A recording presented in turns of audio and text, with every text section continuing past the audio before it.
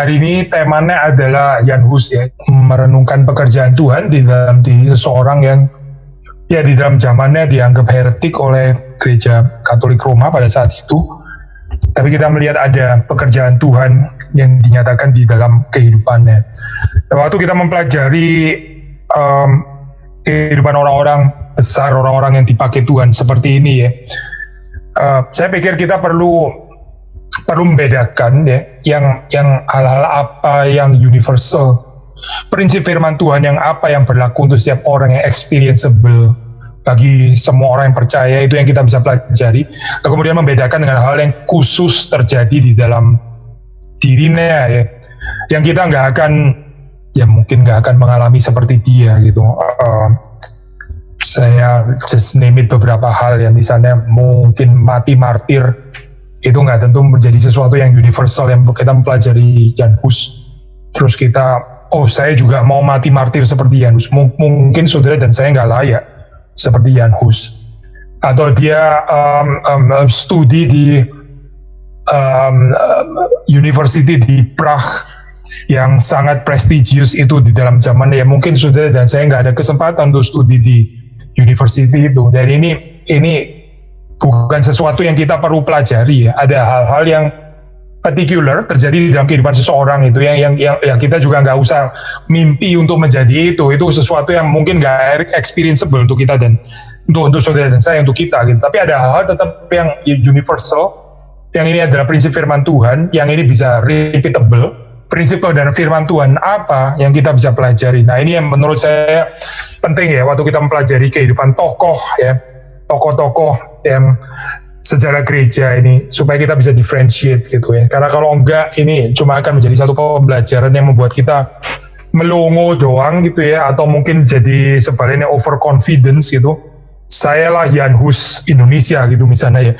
Boleh saja saudara berpikir seperti itu, tapi itu apakah akan jadi kenyataan atau tidak, kita nggak tahu. Atau di sisi yang lain terus kita jadi minder ya, Jan Hus ya, memang dia orang besar, tapi saya ini siapa sih? Saya kayaknya nggak mungkin bisa menjadi seperti Jan Hus gitu.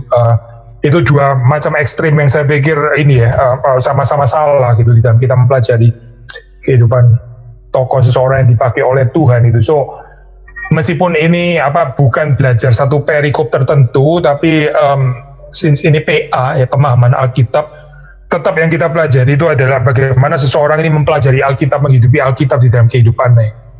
Jan Hus adalah orang berdosa sama seperti saudara dan saya. Dia juga bisa punya kelemahan. Di dalam hal ini, kalau ada hal-hal yang kita perlu kritikal berdasarkan prinsip Alkitab ya, kita juga boleh kritikal.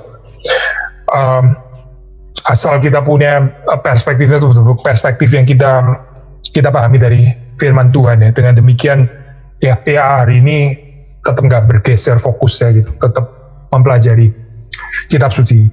Tapi mari sebelumnya kita berdoa terlebih dahulu. Tuhan, kami bersyukur Engkau memberkati kehidupan kami, dan kami bersyukur juga untuk orang-orang yang Tuhan sudah berikan di sepanjang sejarah gereja ini, yang kami bisa melihat teladan hidup mereka, bagaimana mereka menghidupi Engkau, narasi Injil di dalam hidup mereka. Tolong supaya kami ketika mempelajari kehidupan mereka, kami tidak di satu sisi mendewakan, tapi di sisi yang lain kami juga tidak menjadi orang-orang yang tidak tahu apa yang kami harus pelajari, melihat ini sebagai satu tokoh yang totally remote daripada kami, yang tidak bisa kami teladani sama sekali. Tapi sebaliknya tolong supaya kami bisa dengan bijaksana yang dari Roh-Mu yang kudus betul-betul bisa mempelajarinya dalam perspektif kitab suci, apa yang kami ini bisa alami dalam kehidupan kami, yang kami bisa teladani. Kiranya Tuhan yang menolong, Tuhan yang memimpin acara ini dari awal sampai akhir. Berikanlah bijaksana kepada hamba-Mu untuk mengomunikasikan hal-hal yang perlu, dan berkati juga resepsi daripada setiap orang yang mendengar pada sore hari ini. Demi Yesus Kristus kami berdoa, amin. Tentang kehidupan early life daripada Jan Hus ini ya, sedikit sekali yang kita bisa tahu ya. Jadi ini bukan satu tokoh yang kita tahu autobiografinya itu atau biografinya itu secara detail gitu. Yang kita tahu ya, dia lahir sekitar, ya ini pun sekitar gitu ya, sekitar 1370 di daerah Bohemia Selatan, dan dia memulai studi universitasnya itu di Prague, sekitar 1390. Dan dia waktu dia studi di Prague, itu dia di Praha ya, dia di situ sedang berada di salah satu center daripada ini ya, Pak, intellectual life yang sedang berkembang di Praha. Ya sekitar beberapa mungkin 30 tahun terakhir gitu. Jadi ini adalah satu perkembangan di dalam academic atau intellectual life yang ada di dalam University of Prague itu ya pada saat itu gitu. Apa yaitu bahwa di sana itu sedang berkembang pemikiran yang berusaha untuk mereformasi gereja ya. Jadi Jan Hus kan seringkali dikatakan sebagai predecessor daripada Martin Luther ya. Tapi dia sendiri juga bukan yang pertama. Sebelum dia itu sudah ada orang sebelumnya yang punya beban ini ya, mereformasi gereja. Jadi kita melihat di sini di dalam perspektif kerajaan Allah itu Hus bukan seseorang yang sendiri yang pertama ya, seperti kayak nggak ada yang lain, dia satu-satunya gitu. Bukan gambaran seperti itu, tapi dia simply berada di shoulder atau pundak daripada giant yang lain gitu. Ini penting ya, konsep seperti ini supaya kita nggak GR di dalam kehidupan kita gitu. Kita ini mewarisi tanpa kita sadar ya pengaruh daripada banyak orang yang mendahului kita, yang sudah mencintai Tuhan terlebih dahulu daripada kita loh. Nah ini belongs to yang universal seharusnya ya, kalau kita punya kepekaan seperti ini. Dan pengaruh daripada para reformis itu ya, reformer sebelum dia, ini kita nggak bisa pakai istilah reformers ya, ini pre-reformer sebelum, nama kita pakai istilah reformis, karena kalau kita pakai istilah reformer itu ya kita biasanya starting with Luther gitu, terus kemudian ada Zwingli, Calvin dan sebagainya, itu kita pakai istilah reformer dalam artinya. Ini mereka ini pre-reformasi itu, pre-reformer, reformis lah, orang-orang yang punya kerinduan untuk memperbaiki kehidupan bergereja pada saat itu ya. Ada tradisi dari eschatological preaching ya. Eschatological preaching ini menarik ya. Dimensi eskatologi ya, mengingatkan tentang pengharapan kehidupan yang akan datang, termasuk juga belongs to eschatological tradition, itu membicarakan tentang fokus kehidupan Kristen itu goalnya kemana gitu ya. Termasuk juga kita percaya ada berita-berita penghakiman, itu belongs to eschatological preaching ya. Jadi sudah melihat di sini Prague itu sudah berkembang di dalam keadaannya seperti ini, even sebelum Jan Hus ya, sebelum Jan Hus. Nah, beberapa preacher yang terkenal itu misalnya ada yang dari Austria itu ya, Konrad Waldhauser, tapi juga ada pengkhotbah dari Czech sendiri itu namanya Milik of Kromeritz ya, saya nggak tahu baca dengan pronunciation bahasa Bohemia ini bagaimana gitu ya, tapi ya gitulah, Milik of Milic ya, milik dari Kromeritz, itu dia matinya tahun 1374 ya. Jadi mereka ini adalah pengkhotbah yang menggumuli yang sedang berperang, berada di dalam spiritual war ya, dengan adanya corruption ya ada di dalam gereja ya, gereja dari dalam gitu. Nah ini konteks penting ya untuk para reformis itu, mereka itu peka melihat keadaan kerusakan gereja. Mungkin saudara tanya, kenapa kerusakan gereja, kenapa bukan kerusakan society gitu. Jangan lupa ya, ada ayat mengatakan waktu akan terjadi penghakiman itu akan dihakimi terlebih dahulu itu adalah rumah Tuhan. Jadi Tuhan itu punya tuntutan standar yang lebih tinggi terhadap rumah Tuhan ya, daripada society yang tanda kutip di luar sana gitu. Sehingga waktu di sini para reformis awal ini ya, mereka itu punya kepekaan terhadap corruption, kerusakan yang terjadi di dalam gereja. Nah inilah yang memang menjadi tanggung jawab daripada orang Kristen gitu. Sebelum kita memperbaiki society, yang harus diperbaiki itu adalah gereja. Karena gereja sendiri kalau rusak, terus bagaimana kita mau memperbaiki society? Meskipun ini tentu saja kita nggak harus mengerti secara sekuensial lah ya, bisa berjalan dengan paralel. Tapi sesuatu yang absurd kalau kita mau memperbaiki society, tapi sendiri gereja itu berarti dalam kerusakan yang terus kemudian nggak dibenahi. Maka saudara melihat di sini orang-orang yang mendahului Jan Hus, termasuk Milik dan juga Waldhauser ini sangat punya keprihatinan ya, concern terhadap kerusakan yang ada di dalam gereja Tuhan, kerusakan yang dari dalam lagi ya di dalam hal ini gitu, bukan kerusakan yang dari luar tapi kerusakan yang dari dalam. Nah, Milik di sini ya, si Milik ini digambarkan sebagai satu pengkhotbah ya, yang setia, berani mengkhotbahkan kebenaran, yang juga berani menegur ya, dan ini seringkali dioposisikan, dikontraskan dengan pengkhotbah palsu atau pejabat-pejabat gereja palsu, termasuk juga false Christians ya, yang dianggap itu sebagai orang-orang yang sebetulnya meracuni gereja dari dalam gitu. Jadi ada peperangan di sini terjadi gitu ya. Ini yang menjadi konteks awal daripada reformasi atau pre-reformasi dari Jan Hus. Menarik bahwa pengkhotbah seperti Milik dan ya maksudnya rekan-rekan yang lain gitu, mereka ini mengembangkan semacam kesalehan perjamuan kudus ya. Jadi mereka ini menyelenggarakan frequent perjamuan kudus secara lebih frequent, di mana di sini mereka menghayatinya ini sebagai satu bentuk daripada spiritualitas, bukan cuma sekedar sebagai ritual ya, dan juga bukan dimengerti secara magical, pasti bukan itu gitu, bukan sebagai satu maksudnya kayak jimat lah atau apa, bukan itu pasti, tapi di dalam pengertian kesalehan perjamuan kudus ya, ini yang dihayati secara benar. Mengapa Zoe? Karena di situ mereka itu mengaitkan prinsip komunion ini ya, dan mereka menghidupinya demikian rupa against certain elitism yang terjadi di dalam gereja gitu. Jadi seperti saudara tahu, masih di dalam zaman Luther itu kan masih sangat kuat ya pemisahan antara lay people ya, orang awam, dengan let's say kaum clergy gitu ya, kaum klerus, para imam itu kan kuat sekali gitu kan ya dalam hal ini, apalagi di dalam zamannya Jan Hus, apalagi sebelum itu gitu. Tapi apa sih di sini yang menjadi penghayatan daripada kesalehan eukaristik itu? Yaitu bahwa di situ mereka menghidupi apa yang disebut dengan communion of the saints itu ya. Jadi mereka di sini membentuk semacam kayak komunitas yang mirip seperti komunitas biara gitu ya, yang isinya ya, mereka sebut ini namanya Jerusalem ya, mereka sebut ini Yerusalem gitu.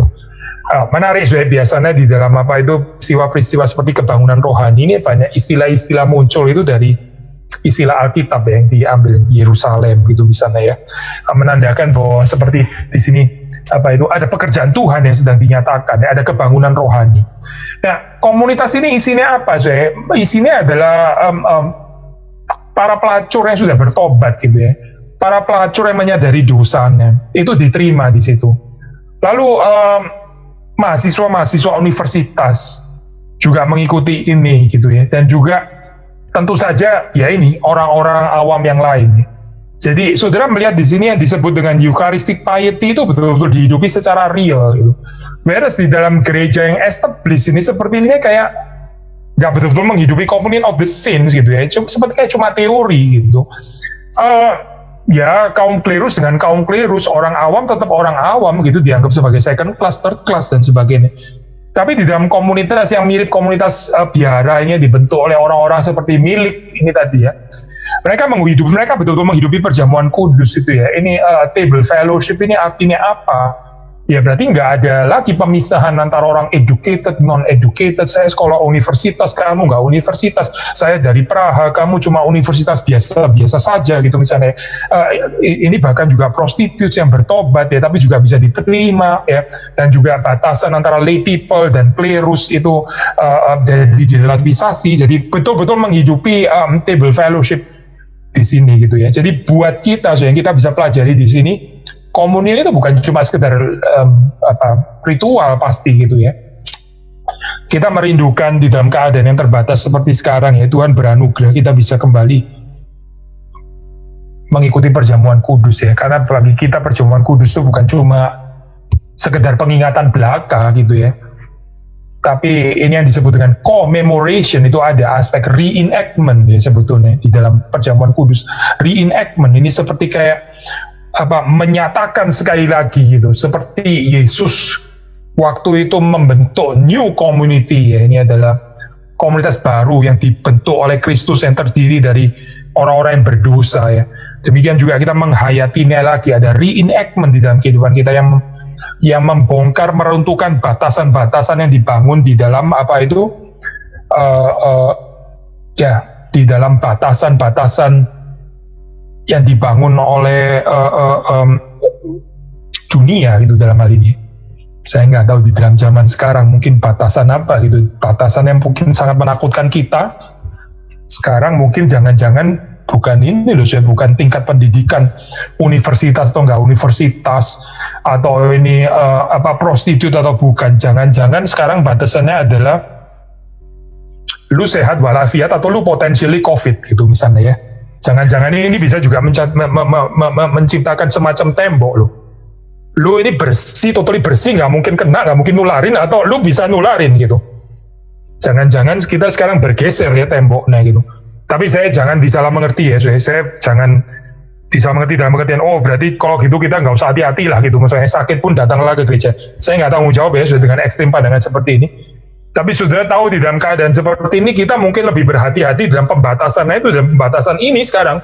Mungkin bukan pembatasan kaya miskin, tapi pembatasan siapa potensially COVID, siapa bersih daripada COVID, siapa sehat walafiat, siapa yang berpotensi jadi penyakit, lu di luar sana, hai orang-orang kusta gitu misalnya ya, pergilah daripadaku gitu ya, dan teriaklah najis-najis gitu. Jangan-jangan ini yang kita perlu mendobrak narasi ini dalam hal ini ya. Melalui apa? Melalui narasi Injil. Dan ya tembok-tembok yang lain yang mungkin juga masih eksis gitu. Nah, saudara melihat di dalam bagian ini, waktu Tuhan bekerja, itu dia bekerja menghadirkan ini ya, liturgi itu sebagai satu kehidupan yang nyata, betul-betul dihidupi ya.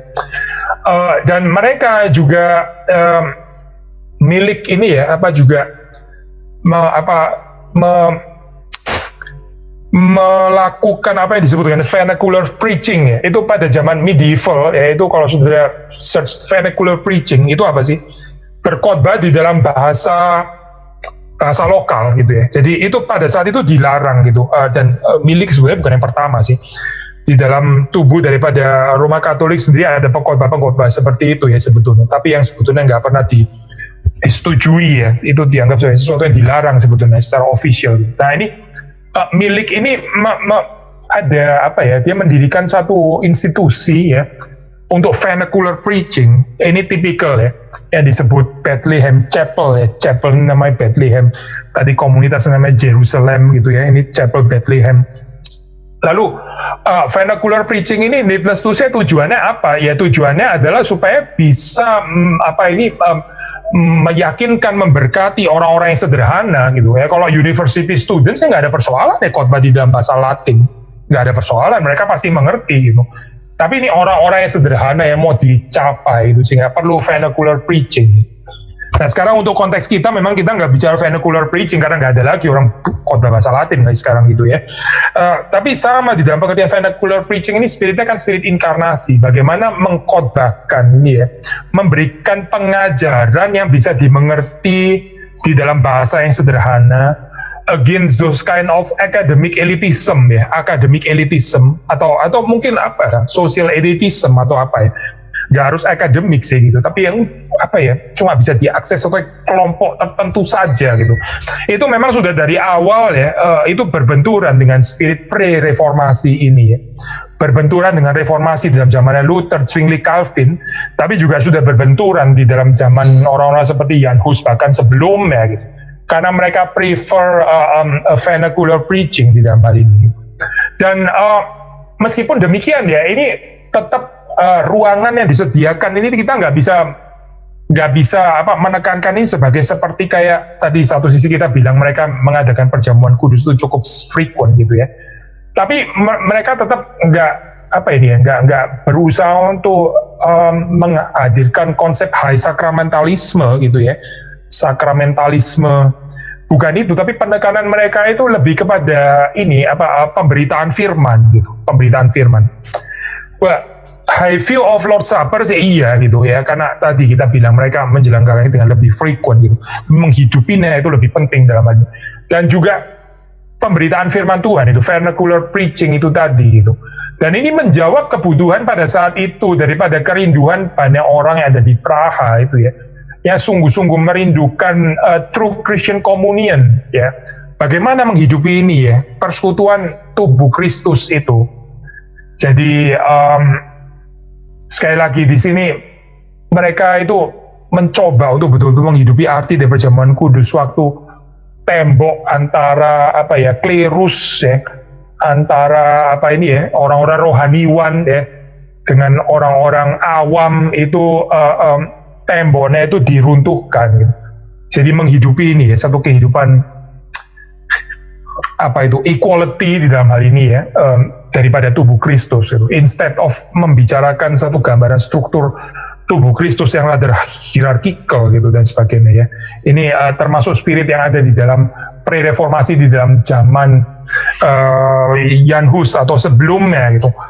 Dan juga ini ya, kepercayaan yang fundamental bahwa ada perbedaan ya di sini, ada perbedaan antara institutional church ya, gereja yang established itu ya, dengan the true church yang terdiri atas orang-orang yang percaya, yang terdiri daripada orang-orang pilihan. Nah di sini sebetulnya ide ini berasal daripada John Wycliffe ya, John Wycliffe, Oxford theologian. Dia mengajarkan konsep seperti ini ya. Jadi sebelum daripada Jan Hus, dan Jan Hus ini dipengaruhi oleh bukan cuma Jan Hus ya, tapi juga orang-orang yang di University of Prague itu tadi ya, expose pengajaran daripada John Wycliffe ya. John Wycliffe itu mengajarkan ini ya, dia sangat dipengaruhi oleh teologinya Agustinus ya. Dia teologinya itu strictly predestinarian. Jadi bagi John Wycliffe ini ya, ide predestinasi ya, divine election ini adalah prerequisite ya, ini adalah persyaratan yang mendahului waktu kita mau bicara tentang religious authority.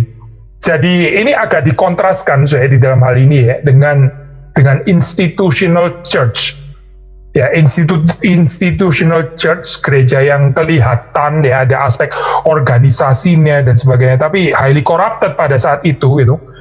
Sehingga orang-orang seperti Wycliffe, seperti Jan Hus ini terus kemudian mereka itu mendambakan ini loh, the true church itu sebetulnya itu bukan ini sebetulnya gitu. Sehingga terus kemudian mereka membicarakan tentang tentang gereja yang sejati itu adalah terdiri atas elect ya, terdiri daripada orang-orang yang dipilih oleh Tuhan. Nah, saudara kalau melihat poin ini ya, masih sangat ditekankan di dalam tradisi reform gitu. Saudara membaca ini di dalam tulisannya Calvin, saudara membaca konsep seperti ini di dalam Katekismus Heidelberg misalnya. Bukan tanpa pengaruh daripada Jan Hus, Wycliffe, Agustinus ya. Tapi saudara perhatikan juga, ini terutama berkembang ya, konsep so-called invisibility of the church, ini gambaran true church yang tidak kelihatan. Di tengah-tengah keadaan gereja established institusional yang very corrupted, saudara jangan sembarangan ngomongin ini ya, apa itu predestinasi, election, invisibility of the church tanpa konteks gereja yang corrupted, nanti bisa bahaya saya kalau kita nggak mengerti konteks ini ya. Saudara bisa membayangkan di situ ya, di tengah-tengah kehidupan gereja yang luar biasa corrupted yang seharusnya itu mencerminkan kemuliaan Kristus ya, keadilan Kristus, belas kasihan Kristus, cinta kasih Kristus, tapi yang ada di situ adalah kerusakan demi kerusakan ya. Itu sangat wajar kalau orang di dalam eklesiologinya terus kemudian berpikir ini cannot be the true church seperti ini gitu. Karena nggak ada tanda gereja yang benar gitu. Ini sudah mirip seperti kayak human club, ini nggak seperti kayak gereja lagi gitu, seperti kehilangan tanda-tanda gereja yang benar. Maka itu mereka terus kemudian di sini ter-encourage ya, memikirkan doktrin gereja itu dari perspektif predestinasi, the elect ya, divine election.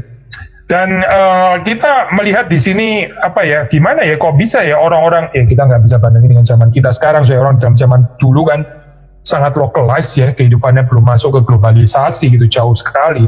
Tapi mereka bagaimana bisa terekspos daripada tulisannya John Wycliffe di dalam hal ini. Dan di dalam hal ini kita melihat pekerjaan Tuhan itu ada aspek-aspek yang seringkali kita nggak juga ya. Misalnya di dalam konteks pada zaman Jan Hus itu ada pernikahan ya antara Bohemian Princess Anne itu menikah dengan King Richard II dari England, ya. Wycliffe itu kan England, Oxford ya. Jadi tulisannya Wycliffe itu karena pernikahan ini lalu terekspos masuk ke academic life di University of Praha itu tadi gitu. Sehingga terus kemudian mereka terekspos dengan tulisan ini.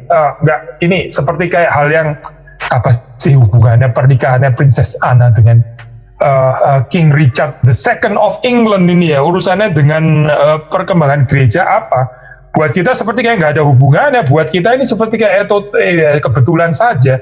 Tapi di dalam tangan Tuhan ini bisa dipakai Tuhan ya, ini emergent happenings ya yang dipakai Tuhan untuk juga membangkitkan pekerjaannya, termasuk melalui pernikahan yang ya sepertinya dari perspektif perspektif teologi, perspektif gereja lah, dia mau nikah sama siapa lah, bodoh amat gitu sepertinya, nggak ada pengaruh apa-apa memang untuk kepentingan gereja seperti ini bukan sesuatu yang penting ya.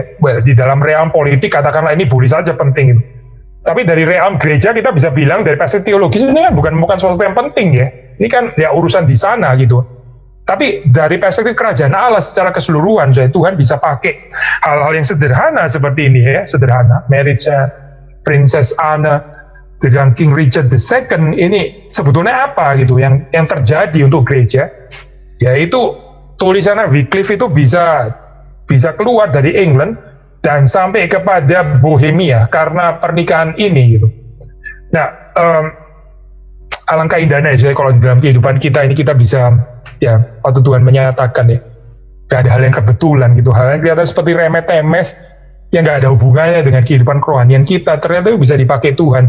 Itu juga dirajut oleh Tuhan untuk menghadirkan kerajaannya gitu, yang melampaui cara pikir kita. Ya siapa yang bisa berpikir bahwa pernikahan ini sebetulnya itu akan memberi dampak, tulisannya Wycliffe bisa sampai kepada Bohemia. Mungkin gak ada orang merencanakan seperti itu ya sebetulnya, tapi justru karena pernikahan ini Tuhan juga memakainya dan ada pekerjaan Tuhan yang melampaui daripada sekedar katakanlah pernikahan atau kebahagiaannya si Anne dan King Richard ini tadi gitu. Pernikahan saudara juga seperti itu ya. Lalu terus kemudian kita balik lagi kepada pengajarannya Wycliffe ya. Kalau saudara membaca di dalam pengajarannya Wycliffe itu dia yakin ya di dalam pengajaran Wycliffe itu nggak ada evidence ya. The existence dari kepausan itu nggak ada gitu. Jadi dia dalam hal ini dia menentang ya, dia very critical ya. Seperti kita tahu Wycliffe sendiri kan juga akhirnya mengalami penganiayaan gitu. Jadi ya penekanan Wycliffe ini ada di mana? Yaitu dia di dalam doktrin predestinasi itu tadi. Dia terus kemudian mengatakan ini berarti bukan tentang church office ya, bukan tentang jabatan gerejawi atau partisipasi di dalam sakramen ya, itu menjadi tanda bahwa seseorang itu diselamatkan. Tapi Wycliffe menaruhnya ya pada pada God's eternal decree. Orang yang dipilih Tuhan ya, inilah garansi yang sesungguhnya keselamatan seseorang. Sekali lagi ya, jadi saudara melihat di dalam konteks kerusakan gereja ini ya, ada pergeseran eklesiologi di dalam pemikirannya Wycliffe yang tadinya itu penekanannya itu kita tahu dari mana sih kita diselamatkan ya, kalau kamu ngikutin ini Eucharisnya Gereja Katolik Roma gitu, kamu diselamatkan ya, kamu in communion kalau kamu menerima Lord's Supper ya dari Gereja Roma Katolik. Tapi Wycliffe mengatakan ya, konteksnya sekali lagi jangan lupa ya, corrupted church itu tadi itu highly corrupted. Maka Wycliffe itu menaruhnya itu bukan di situ, itu nggak jaminan kamu menerima sakramen di sana gitu ya. Tapi penekanannya itu ada pada God's eternal decree yang memilih orang untuk diselamatkan. Sehingga di sini ada penekanan kepada doktrin predestinasi itu ya. Kita melihat konteksnya seperti itu gitu. Nah orang mungkin bisa tanya ini kalau dia meragukan institutional church seperti itu, berarti ini dia juga bisa dong meragukan institutional government misalnya gitu ya. institutional state di dalam hal ini kan. Church saja dia ragukan, ya apalagi state gitu misalnya kan ya. Tapi kalau kita melihat di dalam gambaran orang-orang pre-reformasi ini ya, atau reformis awal ini, mereka biasanya itu mempunyai high view atau high opinion ya terhadap secular powers. Kenapa sih? Karena mereka perlu ya ini secular powers ini tuh menjadi balance and check ya terhadap kekuasaan gereja yang seringkali itu mengabsolutkan diri pada saat itu ya. Kekuasaan gereja mengabsolutkan diri sehingga perlu pemerintah di dalam hal ini untuk mengontrol. Nah, saudara melihat misalnya di dalam reformasi Luther, cerita ini kan juga seperti terulang ya. Ada kemiripan gitu. To certain extent ya, kita melihat kenapa ceritanya Luther itu bisa berhasil, karena ada campur tangan juga political power sebetulnya ya. Yang dipakai Tuhan juga untuk mendukung jalannya cerita reformasi ini gitu. Maksudnya kalau Luther harus berjuang sendiri gitu ya. Ya sulit ya, misalnya ini humanistik, saya nggak ngomong dari perspektif mujizat Allah ya, pasti bisa gitu. Cuma ternyata Tuhan kalau saudara baca di dalam cerita reformasi itu juga pakai ini ya, principalities, maksudnya secular powers itu ya, secular tanda kutip, para pejabat pemerintah tuh mendukung proyek reformasi ini, makanya bisa bergulir di dalam zaman Luther. Nah saudara melihat ini juga sudah ada predecessor-nya gitu. Secular powers untuk apa ya, waktu gereja itu semena-mena, waktu gereja itu mau main hakim sendiri, mau jadi kekuatan absolut yang paling di atas, menjadi wakilnya Tuhan gitu. Nah di situ dimana pemerintah itu boleh bertindak ya. Radikalisasi agama itu sudah dari dulu sudah ada, bukan pada zaman kita sekarang gitu. Radikalisasi itu sudah ada juga di dalam kekristenan, di dalam zaman dulu, di dalam medieval, di mana pemerintah itu harus bertindak di dalam hal ini supaya mencegah orang-orang yang mengaku beragama tapi terus kemudian menyalahgunakan power ya. Ini fenomena sudah ada sejak dari dahulu gitu. Tapi kita menambahkan sebetulnya gambaran ini ya memang diharapkan seperti itu gitu ya. Secular powers itu jadi balance untuk church officials, tapi seringkali ya sayangnya secular powers itu juga nggak kebal terhadap influence daripada corrupted church itu tadi ya. Nah ini ironis sekali ya, gereja itu kan seharusnya menjadi garam terang, tapi karena corruption terjadi di dalam gereja malah justru akhirnya juga mempengaruhi state juga gitu, mempengaruhi government ya, dari bad influence daripada the church di dalam hal ini. Terus kemudian akhirnya ya orang-orang yang berusaha untuk hidup benar dan sebagainya itu seringkali akhirnya berada dalam posisi yang dianiaya gitu. Posisi yang mereka harus menderita ya, karena baik official church menganiaya mereka, nggak menghendaki reformasi ya, tetap mau berada dalam corruption, tapi juga terus kemudian negara sendiri juga dipengaruhi oleh bad influence daripada the corrupted church yang seperti ini. Jadi ini satu situasi yang betul-betul sulit ya. Nah di dalam keadaan seperti itu ya, ini Jan Hus itu berada. Jadi sudah melihat di sini ada penekanan tadi ya, sekali lagi boleh menyimpulkan frequent communion itu tadi ya, karena mau menghidupi ini table fellowship ya. Lalu terus kemudian penekanan apalagi ada Bethlehem Chapel ya, jadi mereka punya tempat sendiri gitu ya, di consecrated ya, ini tempat untuk beribadah, untuk preaching, vernacular preaching. Lalu justru ditambah lagi dengan pengkhotbah yang sangat diberkati Tuhan itu ya, yang punya karisma dan diurapi oleh Tuhan ya, seperti milik dan sebagainya. Ini menjadi satu seperti satu karakteristik daripada pre-reformasi yang ada di Bohemia ya. Jadi ada keunikan di dalam reformasi yang ada di kota Praha ini gitu. Jadi praktek-praktek seperti ini ya, dan juga kategori-kategori dalam vocabulary yang ada seperti kayak the true church ya, the elect ya, dan bagaimana mereka juga mau menghadirkan ini secara konkret ya, ada perwujudan gitu ya, juga bisa dilihat secara nyata ya. Jadi ini menciptakan kontras itu, kontras antara gereja yang established ya, ini satu gerakan ya yang menciptakan satu kontras dengan gereja yang established. Nah, nggak mengherankan saya kalau gereja yang established ya terus kemudian jadi sangat terganggu, sangat marah, ya sangat nggak happy dengan gambaran seperti ini, karena mereka lebih mau di dalam status quo ya. Ini asik gitu kalau pejabat-pejabat gereja itu bisa terima uang, memperkaya diri mereka sendiri ya, dari kehidupan yang dualis sambil mengkhotbahkan firman Tuhan, di sisi yang lain mencintai mamon gitu misalnya kan ya. Di gambaran status quo yang seperti itu, mereka mau terus-menerus berada di dalam keadaan darkness yang seperti itu. Tentu saja mereka sangat terganggu dengan pengkhotbah seperti milik ini gitu, karena mereka lah yang berani menegur dosa, berani memperjuangkan satu kehidupan true church seperti yang dikehendaki oleh Tuhan, dan juga menghidupinya di dalam kehidupan yang nyata gitu. Ada perwujudan konkret di dalam kehidupan yang nyata. Tadi kita mengatakan bahwa kota Praha, maksudnya ini ya, academic life di Prague University itu terekspos dengan pengajaran daripada Wycliffe.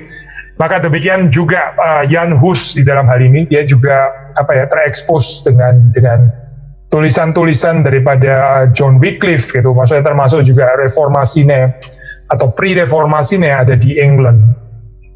Nah, jadi kalau kita melihat sumbangsih atau perkembangan daripada gerakan reformasi di sana itu, Bethlehem Chapel itu misalnya ya betul-betul menjadi satu center gitu ya daripada gerakan reformasi di Praha itu. Jadi tempat ini bisa menampung ribuan orang ya. Ada orang yang mengestimasi di situ ya, Jan Hus itu kira-kira ya antara tahun 1402 sampai 1412. Jadi satu decade ya, ini 10 tahun, dalam kurun 10 tahun itu dia dikatakan di situ mengkhotbahkan lebih daripada 3.500 khotbah. 3.500 khotbah ya, kalau di rata-rata berarti satu tahun itu 350 khotbah. Kalau di rata-rata ya berarti satu hari satu khotbah. Dalam satu tahun itu 350 khotbah ya. Ini so tipikal ya. Saya pernah share kepada saudara itu Calvin itu mengkhotbahkan kitab-kitab itu banyak sekali ya. Kitab ini dikhotbahkan, kitab itu dikhotbahkan gitu. Nah, ini menjadi ciri khas daripada gerakan reformasi. Kalau terjadi kebangunan rohani itu ada kesungguhan ya, ada satu ambisi untuk bisa mengkhotbahkan kitab-kitab suci ya, di dalam segala kelimpahannya, dan bukan itu lagi gitu misalnya ya. Misalnya Yohanes 3 ayat 16 saja gitu misalnya, terus bicara perikop itu saja, perikop ayat emas gitu loh, bukan gitu, tapi ini bagaimana mengkhotbahkan keseluruhan kitab suci ya. Seperti di sini ya, ada satu desakan daripada Roh Kudus untuk mengkhotbahkan kelimpahan daripada kitab suci. Nah, ini saudara bisa melihat sebagai sesuatu yang bisa di reenacted ya. Ada kerinduan orang untuk menggali kitab suci. Gak puas hanya dengan penggalian kitab tertentu saja gitu, tapi ada kerinduan untuk menggali kitab suci dari Kejadian sampai Wahyu. Nah, ini saudara bisa melihat sebagai sesuatu karakteristik ya di dalam kebangunan rohani. Tapi sebaliknya waktu orang gak tertarik belajar kitab suci, waktu mimbar mulai jadi klise ya, mulai ulang-ulang wejangan yang itu lagi gitu ya. Seperti kayak nasihatnya itu lagi ya, kayaknya terus-menerus kalimatnya ini lagi nggak ada perkembangan apa-apa gitu ya. Bukan berarti memang kita harus selalu mencari new insight, bukan itu poinnya. Tapi nggak ada kesegaran gitu loh. Waktu gereja itu menjadi klise di dalam pemberitaannya. Ya saudara tahu di situ nggak ada pekerjaan Tuhan, berarti ini jangan-jangan Tuhan sudah mulai meninggalkan. Karena apa ya? Karena nggak ada ambisi untuk mengkhotbahkan kitab suci. Hamba Tuhan mulai jadi males gitu ya, mulai lebih nggak suka. Ya susah ya kalau persiapan khotbah ya, kita kalau bisa sih khotbah sesedikit mungkin lah. Kalau bisa itu 2 bulan sekali gitu atau apa gitu ya. Atau ya 1 bulan sekali lah paling maksimal gitu. Saya susah soalnya kalau persiapan gitu ya, jadi hamba Tuhan yang males. Gak mau persiapan, tapi jemaatnya juga males juga gitu ya. Ya rasa gak ada yang kurang apa-apa, ya sudah begini juga gak apa-apa gitu. Memang kita keadaannya begini. Itu kontras ya dengan satu keadaan cerita reformasi ya kalau sudah membaca. Dan ini bukan cuma di dalam Jan Hus, saudara juga ketemu itu di dalam kehidupan Luther, saudara ketemu itu di dalam Zwingli, saudara ketemu itu di dalam kehidupan Calvin. Ya, ini almost jadi universal karakteristik. Gitu. Gerakan khotbah, ya. Gerakan untuk membicarakan kitab suci, ya itu kelimpahan kitab suci itu diberitakan dan gak habis-habis, karena memang gak pernah bisa habis digali di dalam hal ini, dan gak puas hanya dengan 1-2 ayat saja. Nah ini saudara bisa belajar di dalam sesuatu yang sebetulnya kita selalu melihat menjadi ciri khas dari gerakan reformasi kalau kita baca. Gitu. Nah, jadi mereka tentu saja kita mesti mengertinya bukan cuma di dalam pengertian khotbah teori-teori doang, bukan ya. Tapi mereka juga rindu ya put into practice ya, ini manifestasi yang embodied ya, yang betul-betul bisa dihadirkan di dalam keseharian. Konsep ideal body of true Christians itu apa gitu ya, true church itu bagaimana seharusnya, tubuh Kristus seperti dibicarakan dalam Alkitab itu seperti apa gitu ya. Jadi meskipun mereka di sini menekankan tentang the invisible church ya, Jan Hus ini kan termasuk salah satu teolog yang terkenal yang memopulerkan konsep invisible church yang dia percaya ya, dia belajar dari Agustinus ya, via Wycliffe itu, jadi Agustinus, Wycliffe, Jan Hus, terus kemudian kita membaca di dalam ini ya Pak, konteks teologi reform. Ya, Zwingli, Calvin, ya termasuk Katekismus Reform Confessions itu kan membicarakan pembedaan antara invisible dan visible church ya. Dan kita insist ya, dalam hal ini doktrin gereja ini bukan dua gereja yang berbeda ya, saya bukan gitu. Tapi kita ini di dalam pengertian membedakan. Seperti kalau kita mau pakai analogi, Kristus itu dua natur ya, natur manusia, natur ilahi. Ini dua hal yang berbeda, tapi kita bukan mau menciptakan dua Kristus ya, bukan. Kalau separasi itu terjadi ya, ini jadi dualis ya, gambaran church itu eklesiologinya jadi nestorian gitu. Tapi kita nggak bermaksud mengajarkan demikian ya, ini membicarakan dua perspektif ya, membicarakan dua aspek ya, two ways of speaking the church, the one and the same church, one holy Catholic church. Tapi ada perspektif invisibilitasnya dan ada perspektif visibilitasnya ya. Nah, saudara melihat di sini kenapa ya penting di situ membicarakan invisibility ini? Karena kalau kita cuma bicara visibilitas di dalam hal ini ya, kita bisa geleng-geleng kepala gitu. Ini apakah ini yang disebut gereja ya? Corrupted ini, tapi nggak ada tanda-tanda, nggak ada slightest tanda gereja yang sejati. Maka perlu ya di dalam hal ini ya untuk merenungkan aspek invisibilitas ini. Bukan di dalam pengertian yang mau escapist, neoplatonis, atau menunggu yang akan datang, bukan. Tapi ini konsep invisibilitas, true church yang mau dihayati di sini dan sekarang juga. Jadi sekali lagi ya, bagi orang-orang seperti Jan Hus ya, dan Milik dan sebagainya ini, penting ya untuk menghidupi aspek invisibilitas ini ya, visible embodiment-nya di sini dan sekarang itu bagaimana, ini penting sekali. Karena tanpa ini ya kita cuma jadi ngawang-ngawang gitu.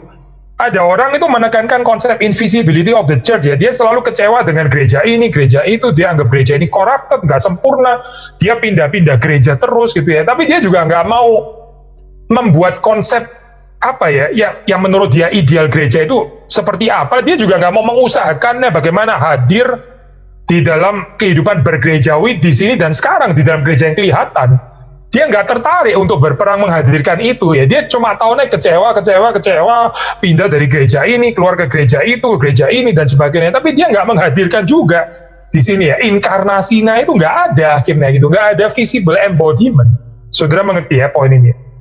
Tapi itu bukan Jan Hus ya, bukan gitu. Jan Hus memang betul dia kecewa dengan established church dalam hal ini ya, karena so corrupted.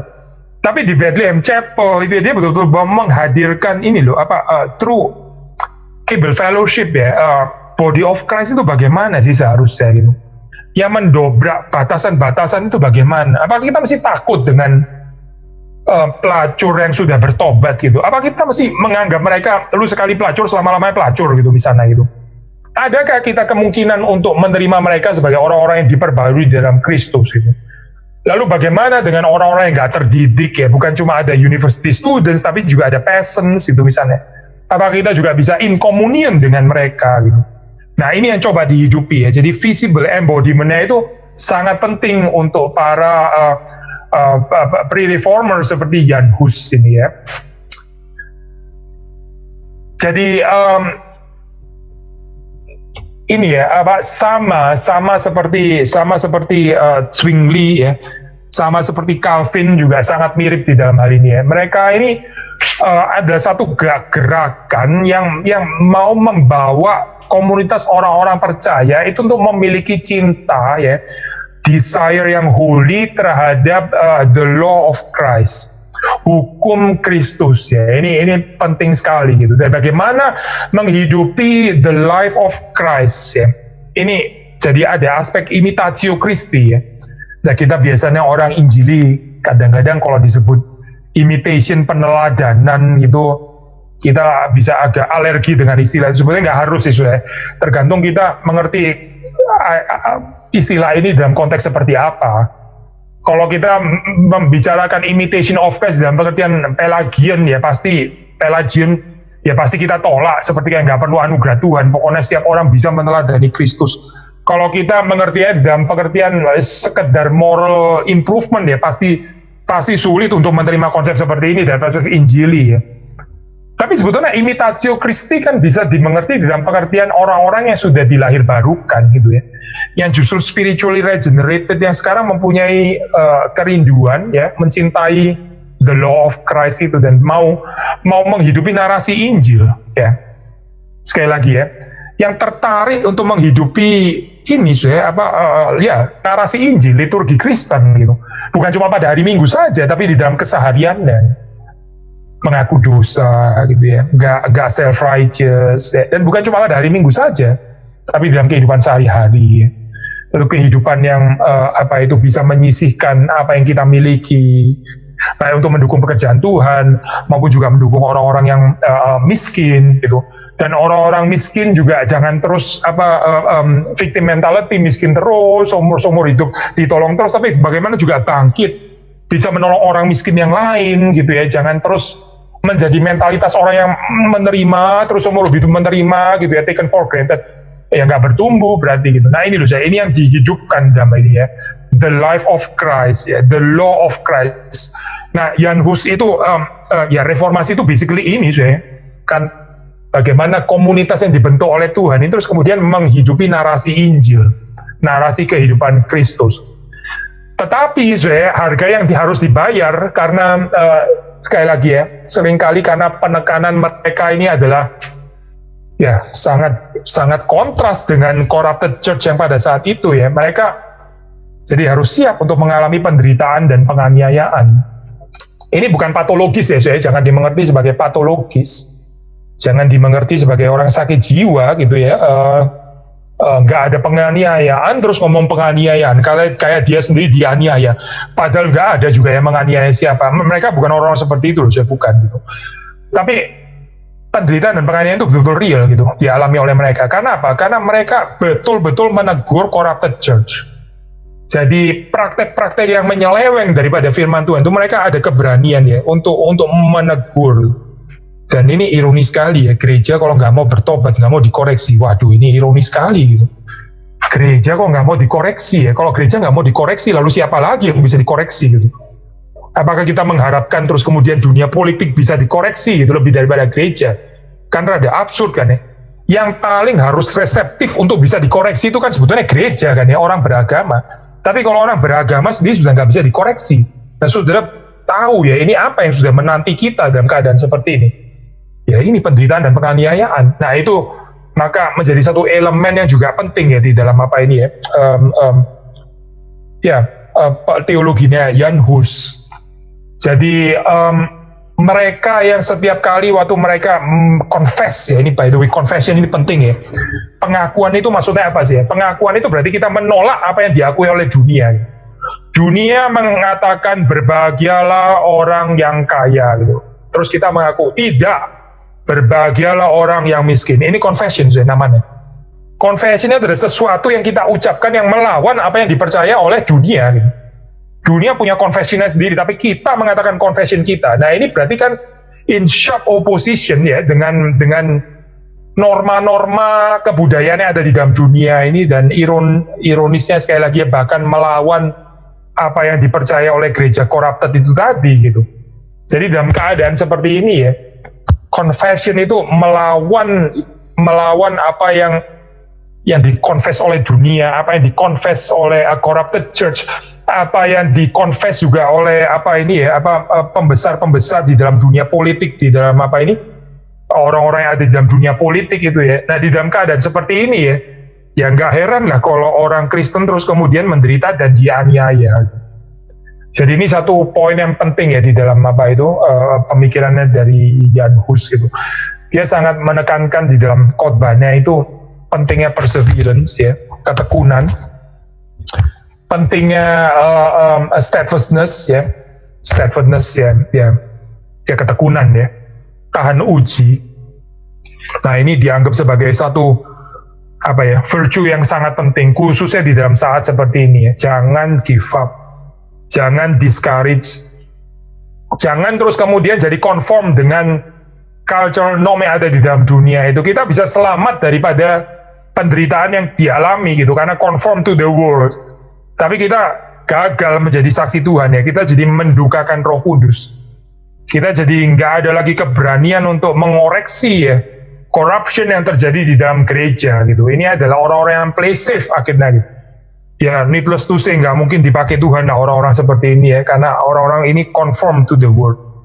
Maksudnya kalau seandainya Jan Hus melakukan kehidupannya seperti ini, ya sudahlah, dia nggak mungkin jadi martir gitu, nggak mungkin dia jadi martir. Dia jadi martir justru karena dia nggak berhenti untuk mengoreksi. Dan kalau kita kalau kita melihat di dalam kehidupannya itu yang seringkali menjadi sasaran di dalam khotbah-khotbahnya itu adalah kegagalan daripada rekan-rekannya. Apa nggak cari mati kayak begini ya? Coba saudara bayangkan gitu ya, kalau misalnya saya khotbah di GRI, terus kemudian yang saya attack itu justru adalah pendeta-pendeta GRI yang lain. Apa saya nggak cari mati kayak begini gitu? Saudara nangkep, ini asumsi ya, seandainya gereja kita ini so corrupted gitu ya, kita berdoa kepada Tuhan enggak lah ya, tapi seandainya misalnya seperti itu ya, ini berarti dalam satu gereja yang corrupted. Terus siapa yang dikhotbah? Justru adalah hamba-hamba Tuhan yang paling sering itu ya ditegur dosanya itu adalah kegagalan daripada hamba-hamba Tuhan. Ya, Jan Hus memang cari persoalan lah kayak begini kan ya. Jadi yang sering kali dikoreksi di situ adalah lust ya, dosa hawa nafsu ya, greed keserakahan ya, lalu terus kemudian hunger for power, abuse power itu kuasa otoritas yang dipergunakan secara keliru. Dan terus kemudian apalagi yaitu mereka ini tidak melakukan tanggung jawab mereka baik di dalam pastoral office, preaching office ya, pengembalaan, pengajaran ya. Nah ini yang seringkali di-attack oleh Jan Hus ya, sehingga ya dia membuat dirinya sendiri itu punya reputasi yang jelek ya akhirnya di kalangan teman-temannya gitu, maksudnya sesama pengkhotbah. Jadi di dalam keadaan seperti ini dia seperti menempatkan dirinya itu ya berada di dalam konflik yang terus-menerus ya dengan otoritas gereja gitu. Sampai terus kemudian Archbishop of Prague itu mengeluarkan satu peraturan ya, dia memberikan satu resolusi gitu, melarang attacks, melarang serangan ya yang dilancarkan kepada petinggi-petinggi gereja, kepada otoritas gereja. Nggak boleh gitu. Untuk khotbah-khotbah ini ya ada di Bohemia ya, nggak boleh melancarkan serangan terhadap petinggi-petinggi gereja gitu misalnya.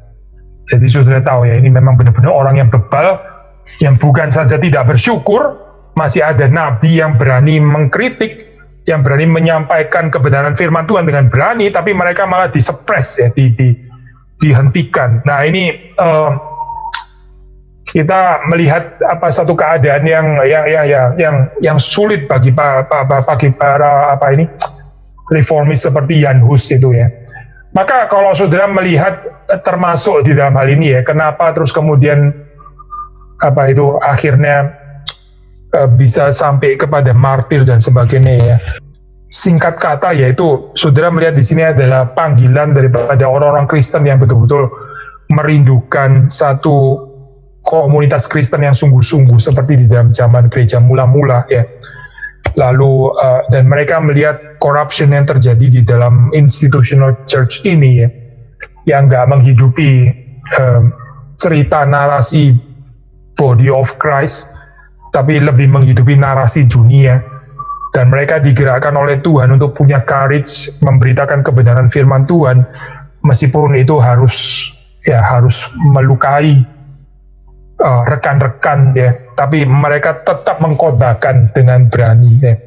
Ini merupakan satu cerita yang kita bisa belajar daripada para pre-reformer seperti Jan Hus, seperti Wycliffe ya.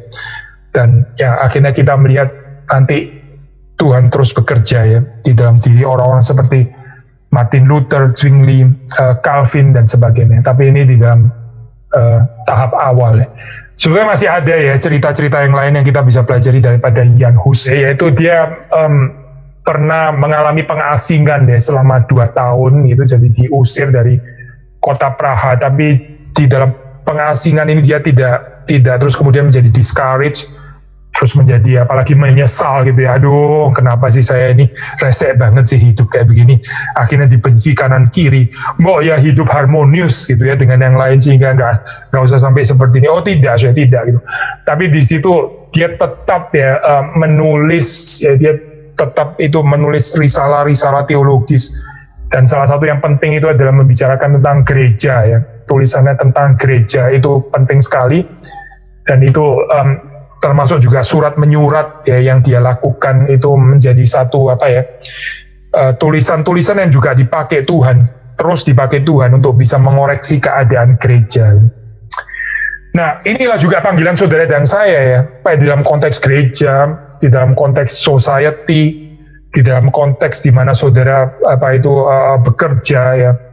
Kalau kita diam saja, kalau kita terus kemudian ya play safe gitu ya, sudahlah, dunia memang dunia yang berdosa, memang dunia itu greedy, mana ada dunia nggak greedy, namanya aja dunia ya, sudah pasti greedy lah gitu ya.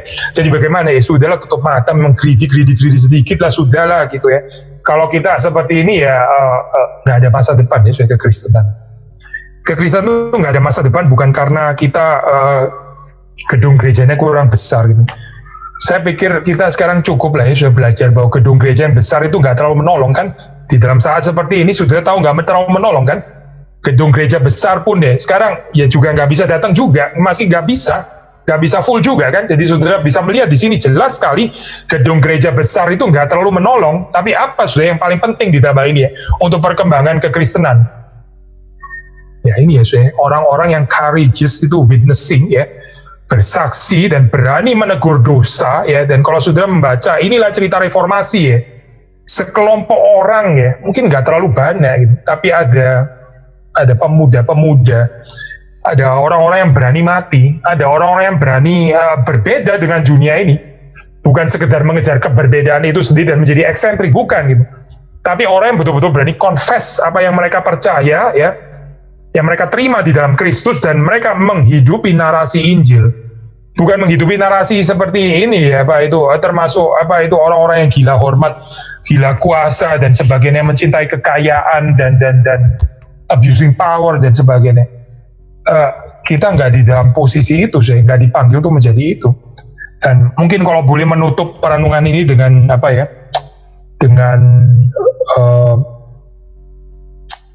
khotbah di bukit yang terakhir itu ya, penghiburan yang Tuhan berikan. Mari kita membaca dari Matius ya, sabda bahagia itu ya, 11 dan 12, 2 ayat terakhir. Berbahagialah kamu jika karena aku kamu dicela dan dianiaya, dan kepadamu difitnahkan segala yang jahat. Lalu 12, bersukacita dan bergembiralah, karena upahmu besar di sorga, sebab demikian juga telah dianiaya nabi-nabi yang sebelum kamu. Saya mau menekankan bagian yang terakhir ini, sebab demikian juga telah dianiaya nabi-nabi yang sebelum kamu. Ya ini seperti ditekankan ya oleh para reformator, Maksudnya begini sih, kalau kehidupan kita ini terus kemudian mengalami suffering, penderitaan karena nama Tuhan kita dibenci, difitnah justru karena kita mau menegakkan kebenaran, ya berbahagialah saudara. Berarti saudara itu di track yang benar deh. Karena nabi-nabi itu di dalam kubu itu. Tapi celakalah kita ya, kalau kita ini dunia mengasihi kita ya. Dunia kayaknya seneng dengan kita try to live harmoniously with everybody, jangan menginjinggung siapa-siapa, begitu ya. Kita mesti diterima oleh siapa saja, gitu, terutama oleh bos kita, gitu misalnya ya. Dan kalau ada orang punya kesalahan, ya biarlah dia dikoreksi sendiri oleh Tuhan, jangan saya mengoreksi, nanti saya hubungannya rusak dengan dia, ya. Celakalah kita, kalau kehidupan kita seperti ini. Gitu. Karena kalau kita membaca di dalam PR, nabi-nabi itu bukan berada di dalam posisi itu. Gitu. Nabi-nabi itu satu persatu dianiaya, ada yang dibunuh ya. Kenapa? Karena mereka dengan berani confess the word of God. Mereka menyampaikan apa yang Tuhan mau sampaikan. Nah, Jan Hus adalah orang seperti ini, orang yang dia nggak berdiam diri waktu melihat corruption in the church. Dia bahkan juga tidak terus kompromi karena ini teman baiknya, gitu ya, ini kolega, kamera, sudahlah ini teman lama, sudah kita tutup mata sedikit lah sama kelemahannya dia gitu misalnya ya. Jangan ditegur, ntar kita jadi dibenci loh sama dia. Oh tidak, saya tidak. Jan Hus nggak spare gitu ya. Mau teman apa, teman lama atau teman dekat atau apa, waktu mesti koreksi ya itu koreksi ya. Dan ini jalan salib ya, jalan salib. Dan kalau saudara mau membaca cerita reformasi, pre-reformasi, saudara mendapati cerita yang sama di dalamnya, sangat mirip gitu. Orang-orang yang tidak takut dibenci, orang-orang yang tidak takut ditolak, orang-orang yang tidak takut dianiaya. Bukan karena mereka mencintai penganiayaan, bukan karena mereka mencintai penderitaan, itu namanya orang sakit jiwa, bukan. Tapi karena mereka setia kepada panggilan mereka memberitakan kebenaran. Ya, kiranya Tuhan memberikan kepada kita kehidupan yang seperti ini ya. Saudara dan saya bukan Jan Hus. Ada banyak cerita yang kita bukan Jan Hus ya. Mungkin saudara dan saya gak akan pernah ada kesempatan studi di Prah gitu misalnya, dan kita sudah pasti tidak hidup di abad ke-14 gitu misalnya ya. Kita nggak bisa balik ke sana lagi. Itu bukan konteks kita. Kita berada di dalam zaman yang lain ya, totally berbeda. Nah, saudara berada di dalam keadaan gereja yang berbeda juga dengan gereja waktu zamannya Jan Hus. Tapi panggilannya universal itu tetap sama ya. Panggilan untuk menjadi saksi Kristus. Kiranya Tuhan memberkati saudara-saudari sekalian di dalam tempat di mana Tuhan taruh kita, yang tadi gereja, di tempat pekerjaan, di family, tanggung jawab kita di dalam dunia politik dan sebagainya. Berbicara soal korupnya gereja, banyak pelayanan gereja sangat aktif itu tapi terlihat sangat bobrok, dalam kurung munafik dan sebagainya. Bagaimana pandangan Bapak terhadap hal ini? Gereja kadang memilih pelayan yang terampil, punya keahlian kepemimpinan yang baik, tetapi kadang saya agak ragu dengan kualitas kerohaniannya. Bagaimana Pak? Ya, saya mempunyai keprihatinan yang sama di dalam hal ini ya. Kalau gereja terus kemudian lebih mengutamakan skill gitu misalnya ya, lebih mengutamakan keterampilan daripada karakter rohani gitu misalnya. Nah ini berarti ya pemimpin-pemimpin gerejanya yang mempercayakan orang-orang seperti ini nggak ada penilaian rohani yang tepat gitu. Gereja kalau misalnya lebih memilih ya, kita jadiin orang ini pejabat gereja karena apa? Karena dia ini donatur penting, karena dia ini uangnya banyak, ya sudah lah, gereja kayak begini ya susah masa depannya gitu. Kita ini aja, kita jadiin dia pengurus saja. Kenapa? Karena dia tuh ngomongnya tuh fasih ya gitu, retorikanya bagus. Ya retorika one thing, tapi kehidupan karakternya yang seperti Kristus itu bagaimana gitu, kita nggak mementingkan itu kah gitu ya. Jadi dalam hal ini saudara benar, kalau kita meletakkannya itu harusnya itu titik beratnya itu lebih kepada keserupaan dengan Kristus ya, kematangan rohani dan sebagainya. Cuma saya mau jawab dari perspektif yang lain deh, karena kita kalau cuma bicara dari perspektif ini saja kita bisa bahaya. Begini kadang-kadang kita tanpa sadar itu ya, kita menganut perfeksionisme seperti orang-orang pelayan gerejawi itu harus nggak ada kelemahannya sama sekali gitu. Jangan-jangan itu kita punya immaturity ya. Kita ini nggak bisa terima bahwa Tuhan itu pada dasarnya memakai orang-orang berdosa. Saudara mengerti ya poin ini ya? Nah sekarang saya jawab dari perspektif yang mungkin agak berseberangan gitu ya. Saat ini dari sini, sekarang saya bahas dari sini gitu. Maksudnya begini, jangan-jangan waktu kita terus-menerus kritikal ya terhadap pemimpin gereja, ini ada kelemahan, itu ada kelemahan, ini kurang, ini cuma ngomong tuh dan sebagainya. Jangan-jangan saya ini self-righteous. Saudara dan saya mesti cek hati loh dalam hal ini ya. Apakah saya lebih baik daripada dia? Gitu? Apakah saya nggak bisa terima kalau pada kenyataannya memang ini cerita lama ya, ini narasi lama. Tuhan itu pakai orang berdosa, termasuk saudara dan saya. Tapi saudara mengharapkan seperti Tuhan harus pakai orang yang the saints gitu misalnya ya, yang morally di atas ya. Itu kan bukan narasi Injil ya. Itu bukan narasi Injil, saya. Itu narasi kita sendiri gitu. Hati-hati dengan narasi yang nggak beres seperti itu. Jadi perspektif yang kedua ini juga penting saya, supaya kita kita bilang itu munafik, itu corrupted dan sebagainya. Jangan-jangan saya sendiri self-righteous gitu. Saya ngomong seperti ini, saya sendiri adalah orang self-righteous. Hati-hati saya, hati-hati. Apakah saudara kesulitan dengan keluasan hati Tuhan memakai orang yang berdosa? Ya kita kalau masih dipakai Tuhan, kita mesti sadar kita juga adalah orang berdosa. Nah ini perspektif ini jangan lupa ya untuk cek hati kita. Pertanyaan berikutnya, melihat concern Jan Hus dan Milik mengenai komunian dengan seluruh lapisan masyarakat, termasuk orang yang dibuang masyarakat ya, seperti pelacur dan lain-lain. Saya melihat saat ini gereja tanda kutip bersih dari lapisan orang-orang yang dibuang oleh masyarakat dalam kurung mantan pelacur, narkotik, edik, mantan kriminal dan lain-lain. Apa respon Bapak terhadap keadaan gereja saat ini, atau apakah sebenarnya ada pelayanan gereja bagi orang-orang tersebut? Ya ini memang problem gereja, ya. Makanya kita perlu bertumbuh di dalam hal ini ya, bertumbuh di dalam kedewasaan ya. Saya percaya saudara pernah melihat satu klip yang ada satu pendeta baru ya, saya ditaruh di dalam satu gereja gitu, yang gereja yang baru itu pasti belum mengenal hamba Tuhan ini. Tapi hari itu dia menyamar sebagai homeless ya. Ini kalau nggak salah konteksnya di US ya. Jadi dia menyamar sebagai homeless gitu. Dia datang, padahal ini pendetaannya gitu. Dia menyamar sebagai homeless. Dia datang gitu ya. Waduh, sudah itu anggota gereja itu ya. Oh ada yang itu rasa bau dan sebagainya. Orang gini kok ada di gereja kita gitu. Cuma ada satu atau dua gitu ya, menyambut orang ini dengan baik, yang mempersilahkan duduk di pinggirnya dan sebagainya. Tapi sebagian besar itu seperti kayaknya sinis gitu. Lu gimana sih kok nggak tahu diri, seolah-olah raut mukanya itu mengatakan statement seperti itu ya. Sudah bau kayak begini, kenapa datang ke gereja ini? Gereja yang lain untuk homeless kan ada gitu misalnya ya. Seperti seolah-olah mengatakan kalimat seperti itu, menyatakan bahwa banyak anggota gereja itu nggak siap ya. Terus kemudian ya, waktu diperkenalkan, ada liturgosnya itu ngomong, ya hari ini kita kebaktian, kita mau menyambut hamba Tuhan kita yang baru yang ditempatkan di gereja kita. Ya silakan Bapak ini naik ke podium dan memberikan speech gitu ya. Terus semua orang lihat kanan kiri yang mana ya?